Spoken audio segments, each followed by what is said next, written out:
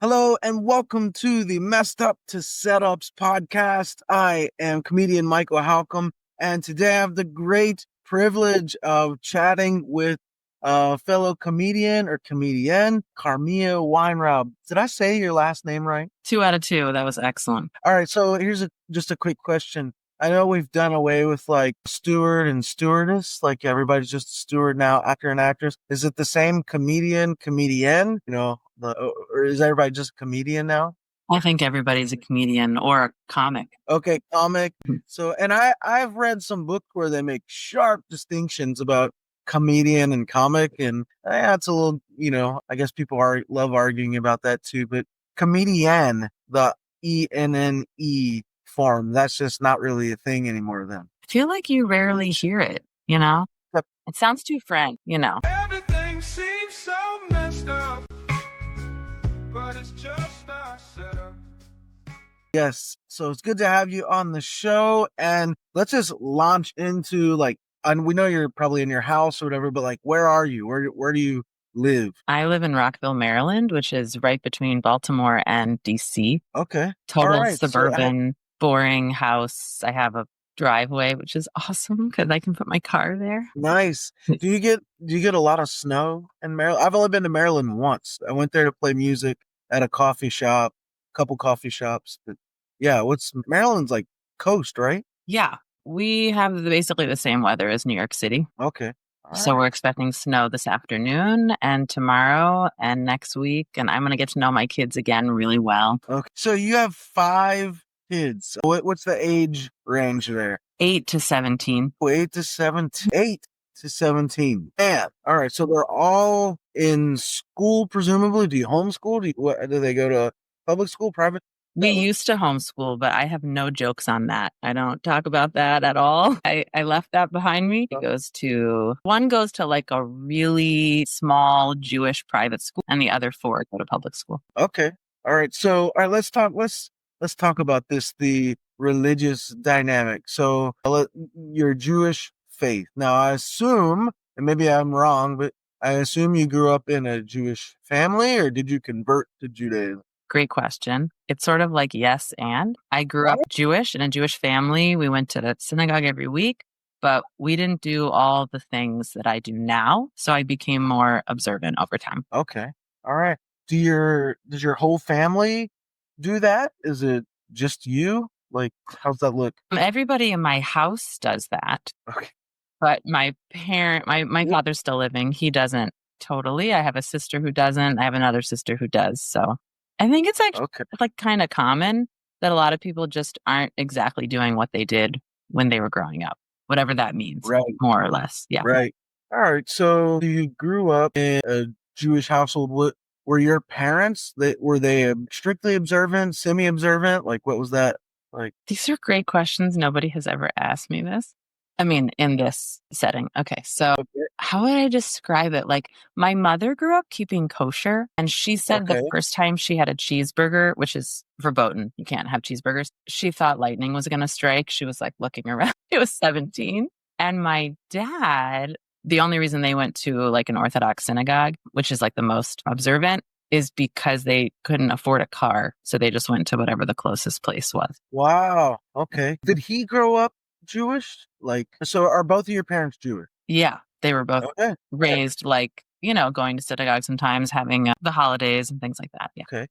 And so you guys keep Sabbath every weekend? We do. I don't perform on Friday nights, and then I can only perform on Saturday nights when the sun sets early enough that I can get to a gig in time. So most of my performances are Sunday to Thursday. Okay. All right. So it's interesting. The religious questions are necessary, I think, because one of the things that I know about you is that you're part of sort of an inter-religious comedy show or comedy troupe. I don't know the right word for it, but so tell listeners, viewers a little bit about that. Thank you for asking. I started a group called Interfaith Comedy a couple years into performing. I happened to be on 2 different shows with Muslim comedians, and I had never seen a religious Muslim comedian. And I remember immediately when one of the women began thinking like, my Jews need to see this. Because like, I think I grew up with I know I grew up with a lot of anti-Arab sentiment in my household, and coming out of that, like around 21, and just being aware that that had been part of the ethic in my household. And I've been fighting against it since in different ways. So for me I asked my rabbi, who's really into comedy and also like trusts me pretty amazingly. I just texted him, hey, what about an interfaith comedy show? And he wrote back, yes, like no questions. And that first one was January 1st, 2022. And we just did our 21st show last week. It's a good group. Got like Muslims and non-denominational Christians, a Baptist, a former pastor who's been like in a number of different Christian denominations. We've got an atheist. We've got a couple of Hindus. We've got someone from the Church of Jesus Christ of Latter-day Saints, otherwise known as Mormon, and Jews of different flavors. It's awesome. So why interfaith? Like birds of a feather sort of kind of tend to flock together. So why interfaith? Because that's not birds of a feather, really. Yeah. What was the impetus? Like you're just sitting there and you text your rabbi one day. Why interreligious? Also, I think interesting that you include atheist in religious. I just think that's fascinating. Yeah, go ahead. I think that that particular one performer has like a really interesting story. And so hearing about like where she came from and why that didn't work for her, it builds into that for her. Why interfaith? So I grew up in a very interfaith friendly family. I guess Christian Jewish, maybe specifically. Every Thanksgiving, my synagogue and a local church had a service together, like every eve of Thanksgiving. And my parents would want to take me. And I went to like friends, all sorts of events. What's the thing when you're Catholic and you are 13 and you confirmation? Yep. Oh, confirmation. Yep. I went to those. I went to bar and bat mitzvahs of different kinds of Jewish than I was. I went to like a baptism, funerals, and all sorts of spaces, weddings and all sorts of spaces. And my parents never had the fear that exposing me to those things would like take me out of whatever I had grown up in. You know, the exposure, I think, was what they wanted me to have. And they felt like as a religious person or as an observant person or as a person of faith, I can connect to other people who have faith. And that stayed with me. However, I have had very difficult experiences watching fellow Jews say really awful things about Arabs and Muslims, specifically around September 11th. I remember that being really hard to watch. My sister lives in Israel, so the conflict touches me personally, and I want to come at it with a perspective of peace and connection rather than divisiveness. Like all of these parts sort of were part of me before I got into comedy. And then the wanting to like bring Christians into the comedy space has also to do with personal negative experiences with people trying to proselytize me and how uncomfortable and sad that has made me over the years. So to put all of us together on stage in front of usually extremely awesome audiences, we get the best audiences. I know that we are sharing ourselves and our uniqueness. And through that, the audience just like gets universality like from it, you know?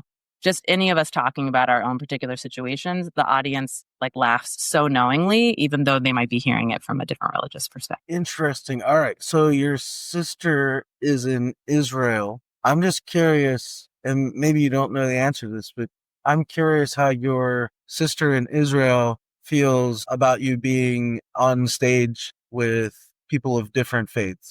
Does that bother your sister? No, she loves it. Years ago, her oldest kids signed up for like a dialogue with Arab Israelis. So the parents meet like once, but the teenagers meet somewhat regularly. And I think ultimately peace is on her mind. And so for me to be working towards that in my own way, she just feels good about my success. Have others in your community, your tribe, whatever, have they had problems with this? Does it cause friction for you in any way? Listen, I'm sure someone does, but those aren't the people who are booking us. You know, I go to a really special synagogue that's like observant, but politically mostly on the left, I think. And we've performed twice now at my synagogue. Once was like 3 weeks after October 7th. And so I think the answer is no, and they would have sense enough not to talk to me about it if they felt. I think that sentence is hilarious. They would have sense enough to not talk to me about it. Okay. All right. So I find this fascinating because you and I had a conversation, I don't know, a week or so ago. I come from like a conservative, evangelical, Christian, I don't know, background. That's like where I come out. I've been a pastor in a bunch of different denominations. I've been a pastor, but moved about in different denominations and these things. And I'm kind of in no man's land right now because I resigned, I stepped away from the church back in October where I was pastoring. And so it's now I'm just floating. I don't really know, where I'm at. So a lot in the midst of transition and things, but I think it's interesting to have a conservative Christian and, for lack of better terms, a progressive Jewish female. Like, I just think it's a fascinating conversation piece. So I appreciate you coming on and talking. Can I ask you a And question? yeah, absolutely. So when you're saying you're in no man's land, there's like Yeah. a lot of opportunity there, but there also can be like loneliness and disconnection in terms of Sure, absolutely. community. I know that you have a big move coming up. Are you waiting to move before you like church shop, or are you not planning on church shopping? Are you like what's the next step? Do you want there to be a Yeah. next step? So it's a wonderful question. So for the last few months, I've been looking. I want my family just to stay plugged in somewhere, right?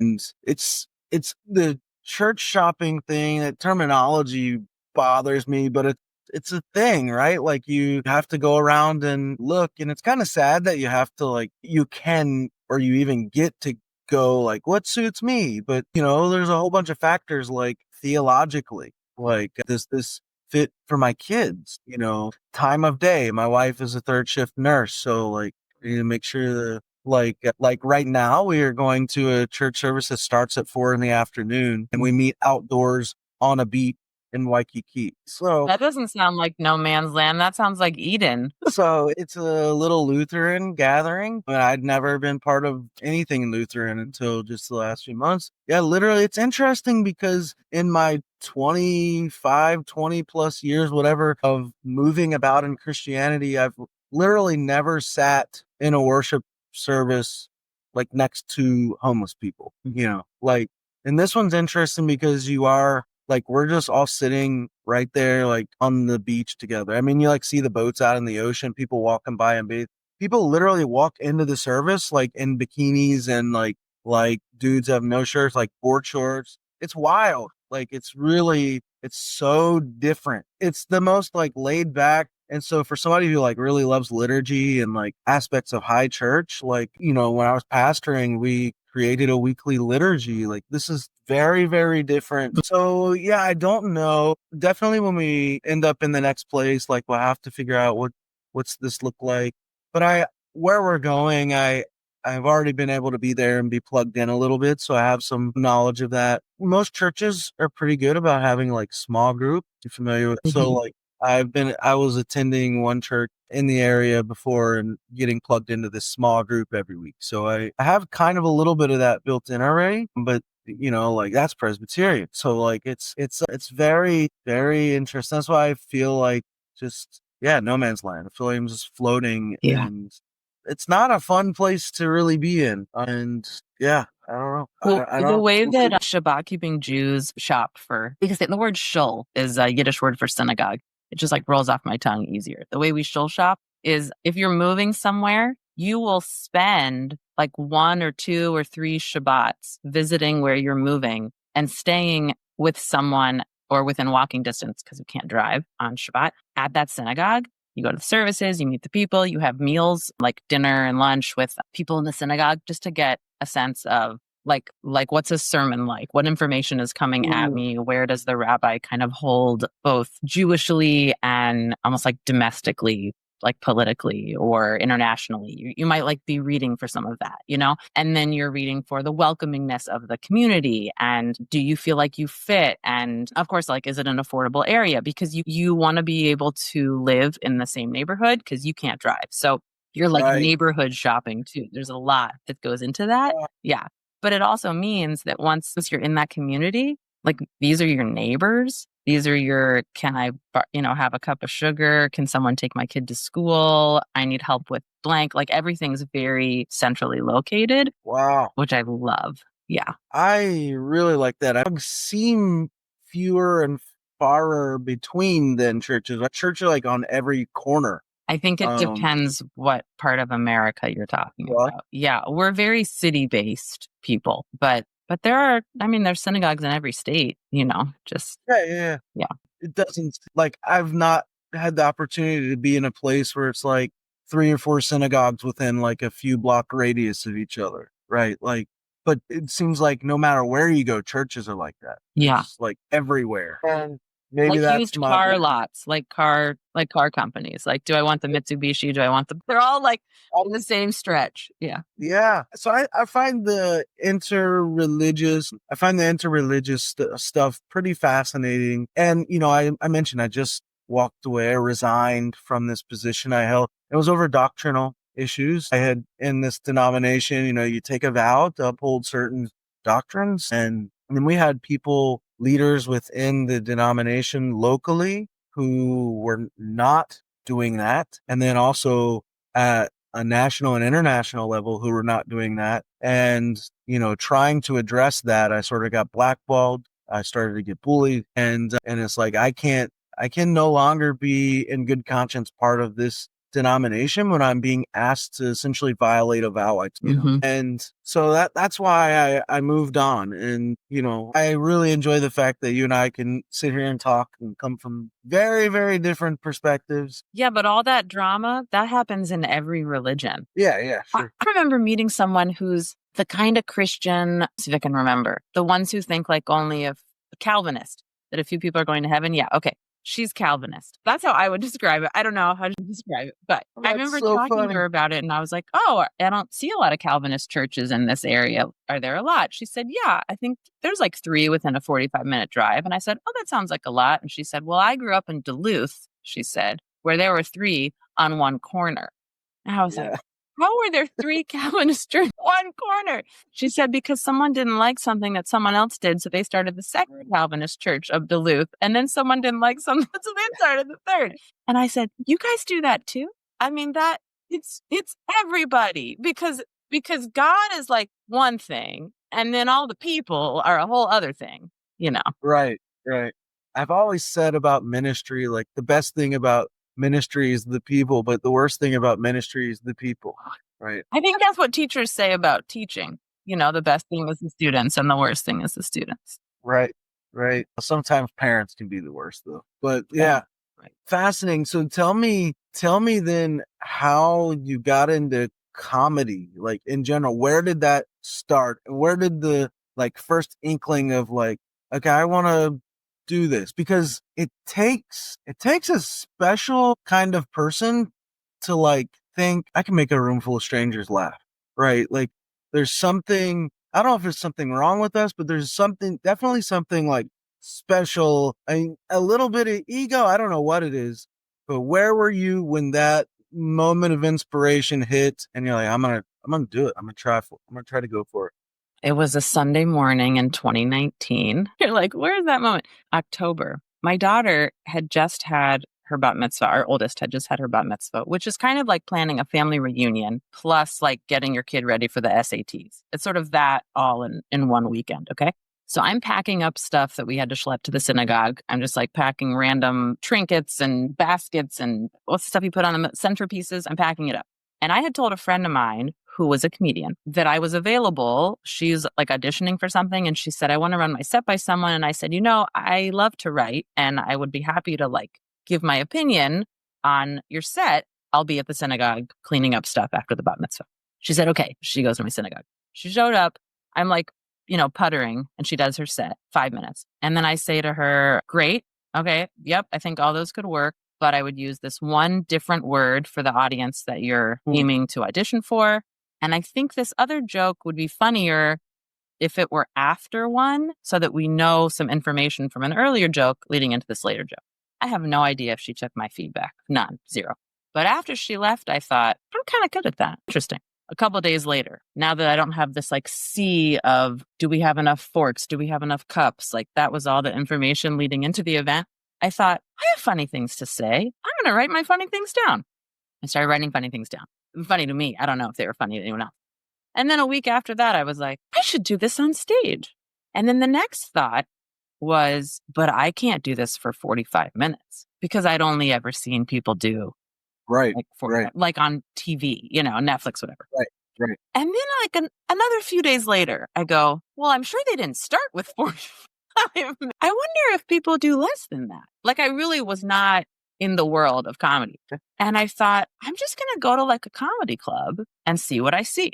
There was one pretty local. There were like 5 people doing 5 or fewer minutes, and then someone doing 20, and then someone doing 45, taking notes. I'm thinking about funny things, and I'm thinking to myself, I think I could do this. So I start to ask other people, how do you get started? And then someone knew someone who like had done it and had recorded and had assessed like decibel level of the laughter response. And that's how she like culled material. And then I turned 40, and all of this is like a month and a half after that first Sunday where the story begins. I was like, okay, I'm going to do this twice when I'm 40. That's it. I'm just going to get on stage twice. Right. I did it within a month, and then I have not stopped, and it's been over 5 years. Yeah. Wow. I know. Amazing. Yeah. Wow. So what does your husband think of you doing stand-up comedy? I think that it makes his job a little harder because I'm gone in the a couple of evenings a week. Yeah. He has said that he feels proud of me and has been like inspired by how I've gone after this totally unexpected thing. He loves that I'm finding like a creative outlet for especially some of the really hard stuff, and like it's just things that occur, and that I have like a place, to put that. He does enjoy a lot of the material, but we have learned that he doesn't like when I run an idea by him. That's like he's not a great partner for that. He likes the finished product. Hold on, pause. He has learned. Did you say he has learned or we have learned? It's a collective thing. We both learned this. I'm finding this to almost be a universal truth, right? That seriously, I am. That comedians, like, for the most part, by and large, and this isn't true in every case, but almost a universal truth, they cannot run jokes by their mates or spouse because the spouse just doesn't find it funny, doesn't want anything to do with it. I was talking to one comedian. This is true story. And he was saying, like, when he first got started, he divorced his wife because every time he ran jokes by her, she never laughed. She was always critical, and told him, you need to not be doing stand-up comedy. So he divorced her. And that was like a pretty prominent comedian, really well known. So this is interesting. I'll run jokes on my poor kids and my poor wife all the time and find myself frustrated afterward. My kids will ingratiate me a bit more than my wife, but my wife's like the harshest critic. So this is very interesting to me to yeah. hear that. I mean, I've definitely found places where a premise is exactly the thing you can bring to the space and people can hash it out. Right. Right. And then I think he's a great audience for the finished product. So I enjoy showing him sets that have gone well. And he recently just watched one from Saturday night, and he has known like separate parts of it, but he hadn't seen it all put together. And he knew like the real stories behind some of them. And afterwards he was like, this was such a lovely way to end our day. It was really nice. Wow. Yeah. Great. Yeah. That's awesome. And your kids, what do they think? Only one of them has seen me just a couple times, pretty recently, actually. I brought him to the interfaith shows because those are clean. I mean, I'm always clean, but I'm on shows that aren't necessarily. And the interfaith show is totally. So I brought him a couple times and he enjoyed it. And it was so sweet. He came up to me after the first one. He's 15. He came up to me. I was like tidying up and packing things up. And he walked over and he goes, I was like, what's wrong? He was like looking all awkward. I'm like, do you want to talk to me in private? He goes, yeah. So I like went over to the side. I'm like, what's up? And he was like, you were the best one.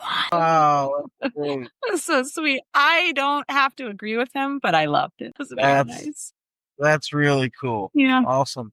My kids haven't been able to see me yet. It hasn't been a venue really where the opportunity is allowed for that, right? Because as you're saying, most of the people you're on with, even though I'm a clean comedian, most of the people you're on with just aren't. Usually there's an age limit at the clubs and stuff like that. But, right. And I wouldn't want my kids hearing the kind of stuff people are saying in some of their other sites anyway. Yeah. So, well, that's great. That's awesome. So where can we find, what is the link to, do you have a website for the So the Interfaith show, interfaithcomedy.com. Okay, I'm going to share that here. So people who are watching are going to be able to see it. Interfaithcomedy.com. And that's it. The tagline, God, we're funny. So yeah, good audience there and your little trailer. And it's very cool. Anything. So you have some shows coming up, it looks like, in March, April, May, around DC and Maryland. So for those of you who may be watching or listening in the area and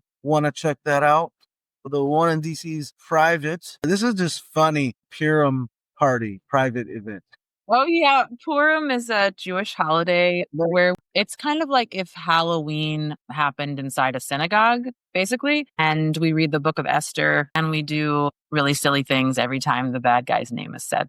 So comedy is like a really big thing around because it's just a silly time. So this synagogue booked us, was really happy about. Yeah, I would say like for this, the best show if you're in the DC area would be the one on May 4th at MichaelHalcomb Club. So I have one more thing before we wrap up this first episode. We'll do another episode with you as well. But all right, so Jews and comedy, right? Very so few. I mean, really, like so many comedians are Jewish. And right? writers of comedy. And writers. And producers of comedy. What's the connection there? Like, why is that? I don't know. Do you have any insight on that? Any theories? Any thought? Whole books and dissertations have been written on this. I have read none of those. So this is just fresh from me. But, you talk to individual comedians, Jewish, not Jewish, doesn't matter. Oh, like how long have you been funny? Well, basically, I've been funny my whole life. Why are you funny? Trauma, like that was the way I survived. That was how I got attention. That was how I made people happy. That was the way that I dealt with pain, right? And then you take a group of people who have been maligned and put to the side and until about 150 years ago, this is who could pretty much only live with each other. And I think that you get comedy from that. Also, some of the Muslims on my show, all the Muslims on my show are very careful about what they do comedy about. They are not allowed to make fun of the rules of their religion. That's like total no-no, or the text or anything. We do not have that rule at all. We can make fun of the ridiculousness of rabbinical decisions, and we can air our frustration about things historically, like in text, we're people of many books. There are stories within those texts, like of funny things that happened and crazy things people did and how they dealt with that and how that was done within Jewish law or out of Jewish law. So there's just a long, long, long history of making fun of our own humanity and the rules that we have to follow. I think that's part of it. There were like a lot of Jews in vaudeville too. I don't know why. So the whole notion like of comedy flowing out of trauma, I think that's very true. Of course, what is the Jewish story except the history of like lots of trauma, like if from Genesis until present day? I mean, there's tons of it, right? Job, if you think that's the earliest, whatever. But yeah, I mean, fascinating stuff. I'm not sure all comedy comes from trauma. I go back and forth on that theory a lot. Yeah, I think that's interesting. I'm always fascinated by that Jewish influence on comedy. I mean, it's there, like it's almost ever present, Have you heard the theory, like to just grow on, maybe it's not all from trauma, that comedians are outsiders? Have you heard that? Huh. Yeah, I've heard like some versions of that. So that like, even if you are socially an insider or have good friends or whatever, you're showing people the outside perspective on the life that they are leading. So you have to be outside enough, like any writer actually, to show them. But then a lot of comedians specifically do feel like they are outsiders or haven't been accepted. And they're now showing you their perspective. And I think that's also the case with Jewish history. Yeah. Yeah. I mean, well, the name of this podcast is Messed Up to Setups, right? The idea being that, and I have a little like motto, I say it to myself all the time, right? If it's messed up, it's material. Yeah. And like, so that whole trauma theory blends into that. And the outsider theory blends into that too. Like being an outsider, like that's kind of messed up that, like you'd be put in this situation or that. And so it's kind of like how it is a bit of where like I write from or, and I get myself in trouble because if I'm in a situation and it's messed up, like I know myself well enough to know that I'm just going to laugh. Like I already know it. Right. And especially being like a pastor, that's not like a good thing because like you're often in very messed up situation and messed up people's lives, Yeah. right? And since I've started doing the comedy stuff formally, I find myself just looking for the joke, looking for the pun all the time. And Yeah.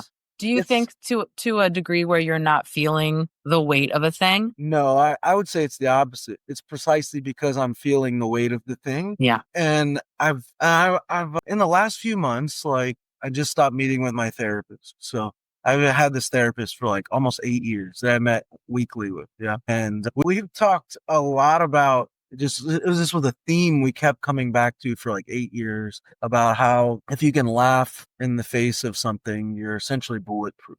Yeah. You're essentially So what? you're essentially bulletproof. Like Yeah. if you can Yeah. laugh at something, you're bulletproof. So, thinking about like, cancer or, this problem or that problem, this trauma, this devastation, if you can laugh through that and in the face of that, you're gonna make it. You're gonna be okay. Yeah. And so I wish like, yeah, sometimes that I wasn't so quick to laugh maybe, but I don't know. There's also a freedom there that I can't, it's a little hard to explain to people. I think once I became, not even once I got into comedy, once I was able to say I'm a comedian and like really take that on, I think other people have given me more grace for calling the funny out in situations where maybe other Yeah. people wouldn't or aren't ready. They're like, oh, well, that's just Carmiya. She's a comedian, which is awesome because I was thinking Yeah. all those things before, but I maybe wasn't saying them, Right.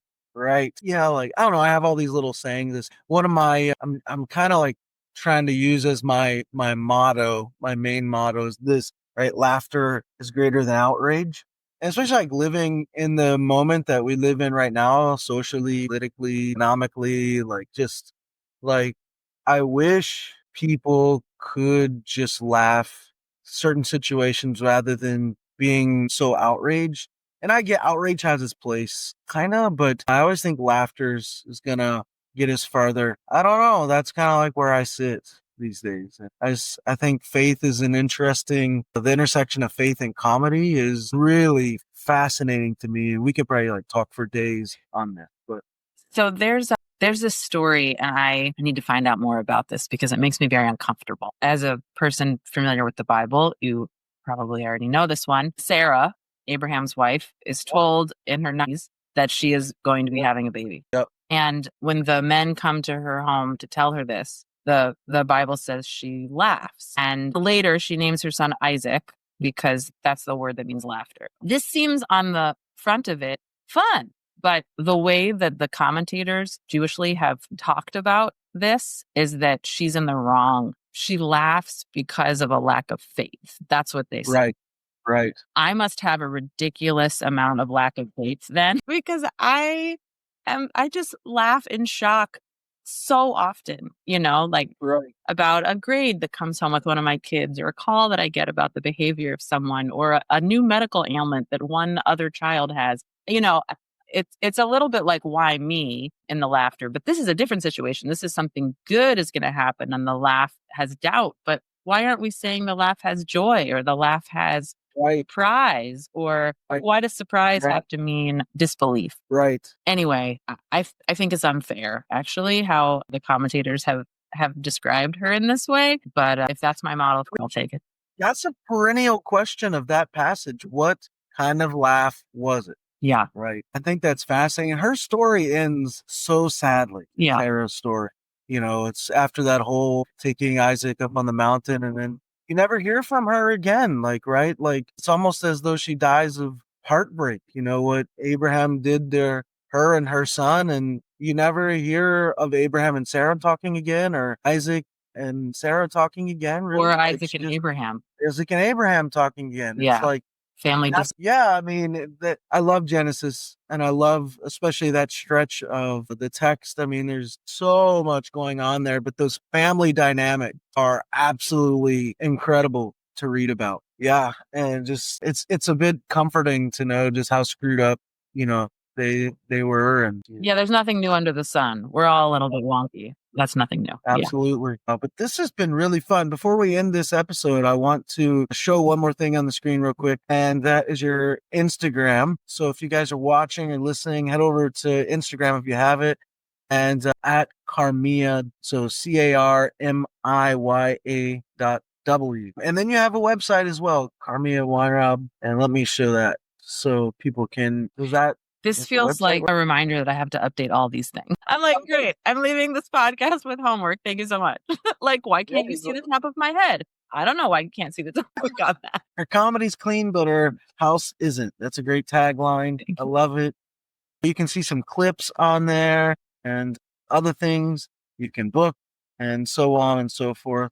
Been a lot of places. So very cool. You can read some of the bio and the press kits and all that stuff. So yeah, very cool. Carmiya, thanks so much for coming on. Thanks for talking, faith and politics and family and all that comedy on this episode. And for those of you watching or listening, on the next episode with Carmiya, we're going to just talk all jokes. So we're going to dive deep into jokes. Carmiya is going to bring a joke that she tells and sort of tell us the story of that joke. Where did it come from? Where did it, begin? How did it get to its current state? And maybe we'll see if we can punch it up a little or just leave it alone because it's perfect. And then we'll also make up some jokes on the spot. That'll be fun. I always love doing that with fellow comedians. Hey, Carmiya, thanks for coming on. And thank you those so much. Of you watching and listening, thanks for watching and listening. Stay tuned. And we're going to stop there and say we hope that helps. See you soon.